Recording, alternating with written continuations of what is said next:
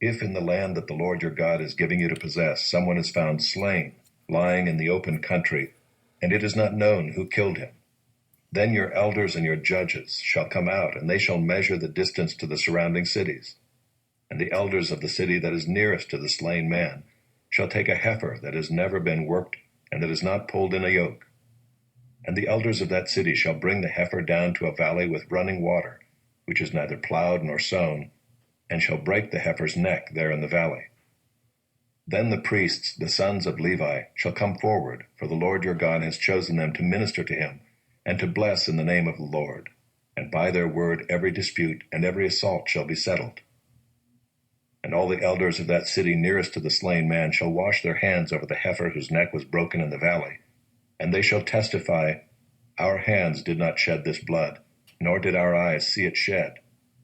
Accept atonement, O Lord, for your people Israel, whom you have redeemed, and do not set the guilt of innocent blood in the midst of your people Israel, so that their blood guilt be atoned for.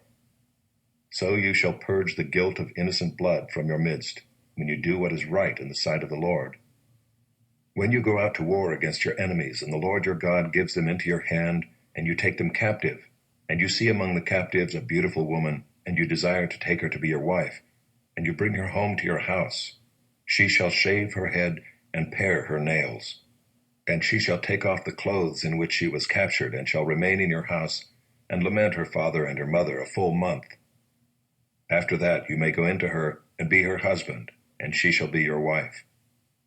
But if you no longer delight in her, you shall let her go where she wants.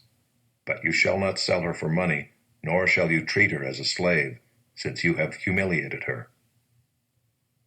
If a man has two wives, the one loved and the other unloved, and both the loved and the unloved have borne him children, and if the firstborn son belongs to the unloved, then on the day when he assigns his possessions as an inheritance to his sons, he may not treat the son of the loved as the firstborn in preference to the son of the unloved, who is the firstborn, but he shall acknowledge the firstborn, the son of the unloved, by giving him a double portion of all that he has, for he is the firstfruits of his strength. The right of the firstborn is his.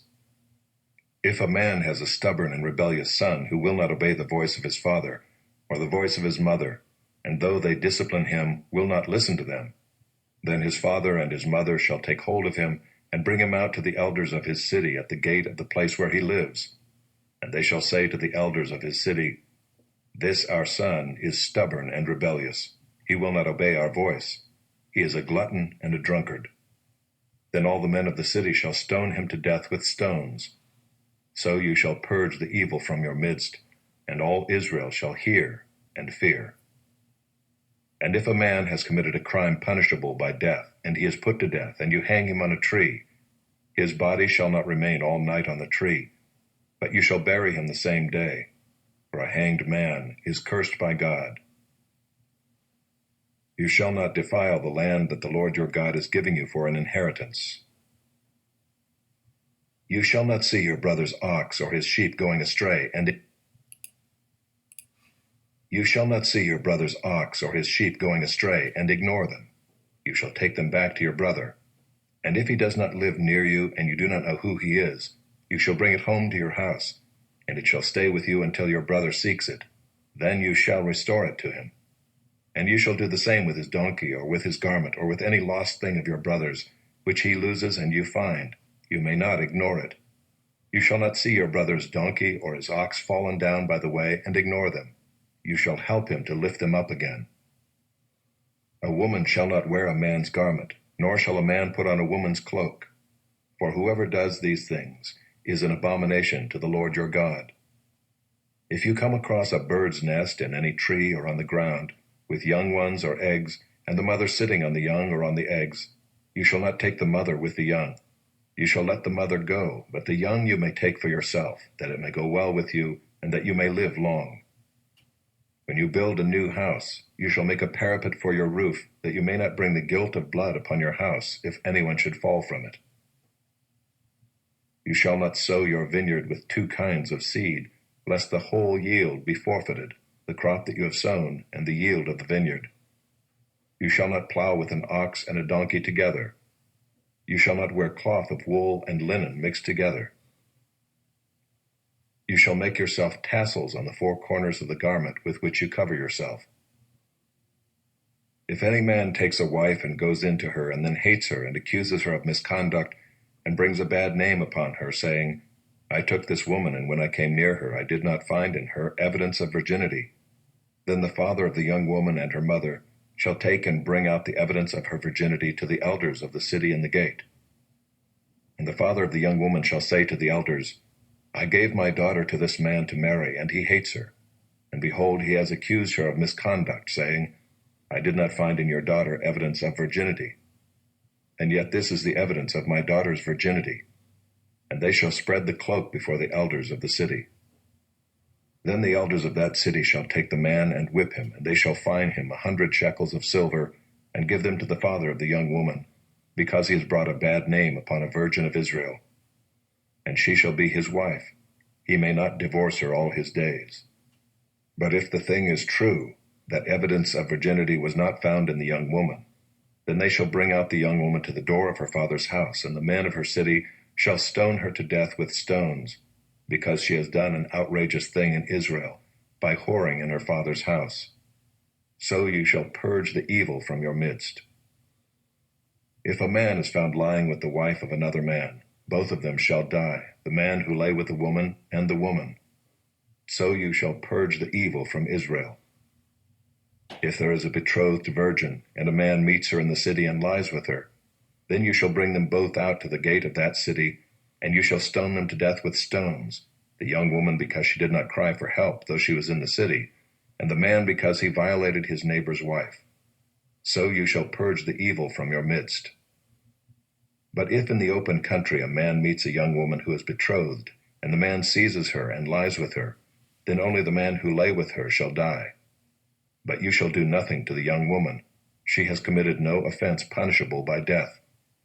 For this case is like that of a man attacking and murdering his neighbor, because he met her in the open country, and though the betrothed young woman cried for help, there was no one to rescue her.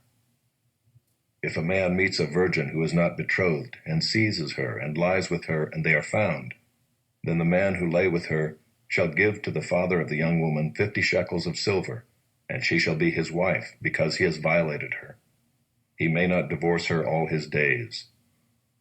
A man shall not take his father's wife, so that he does not uncover his father's nakedness. Prayer of Moses, the man of God. Lord, you have been our dwelling place in all generations. Before the mountains were brought forth, or ever you had formed the earth and the world, from everlasting to everlasting, you are God. You return man to dust and say, Return, O children of man.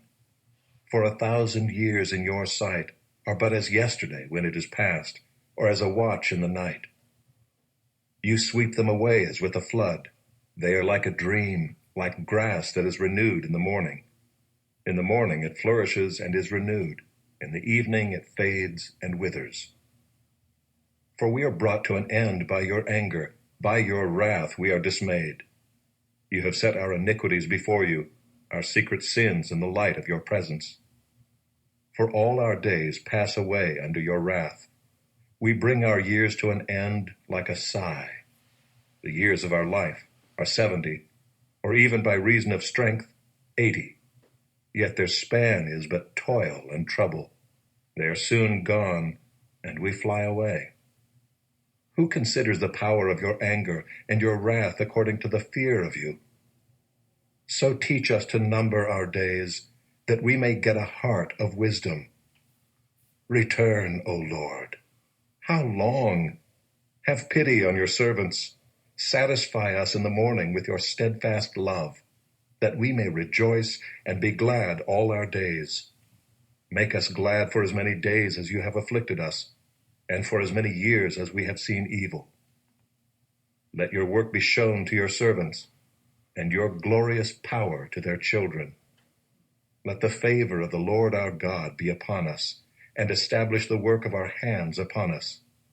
Yes, establish the work of our hands. Now at Iconium they entered together into the Jewish synagogue and spoke in such a way that a great number of both Jews and Greeks believed. But the unbelieving Jews stirred up the Gentiles and poisoned their minds against the brothers.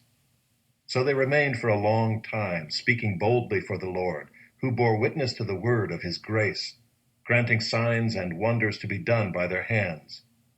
But the people of the city were divided. Some sided with the Jews, and some with the apostles.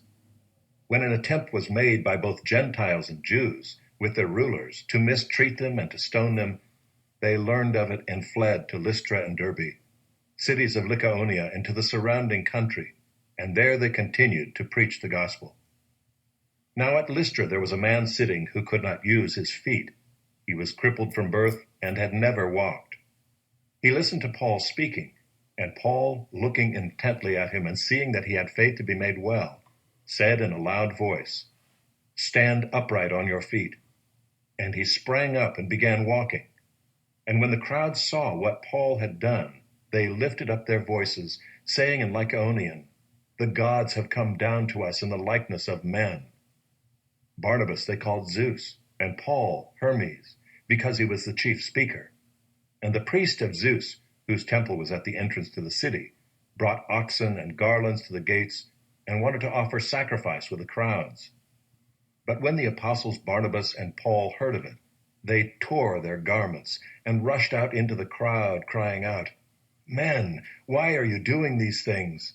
We also are men of like nature with you, and we bring you good news that you should turn from these vain things to a living God, who made the heaven and the earth and the sea and all that is in them. In past generations he allowed all the nations to walk in their own ways, yet he did not leave himself without witness. For he did good by giving you rains from heaven and fruitful seasons, satisfying your hearts with food and gladness." Even with these words they scarcely restrained the people from offering sacrifice to them. But Jews came from Antioch and Iconium, and having persuaded the crowds, they stoned Paul and dragged him out of the city, supposing that he was dead. But when the disciples gathered about him, he rose up and entered the city, and on the next day he went on with Barnabas to Derbe. When they had preached the gospel to that city, and had made many disciples, they returned to Lystra and to Iconium and to Antioch, strengthening the souls of the disciples, encouraging them to continue in the faith, and saying that through many tribulations we must enter the kingdom of God. And when they had appointed elders for them in every church, with prayer and fasting, they committed them to the Lord in whom they had believed. Then they passed through Pisidia and came to Pamphylia.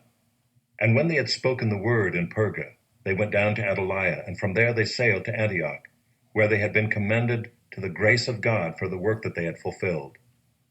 And when they arrived and gathered the church together, they declared all that God had done with them, and how he had opened a door of faith to the Gentiles. And they remained no little time with the disciples. But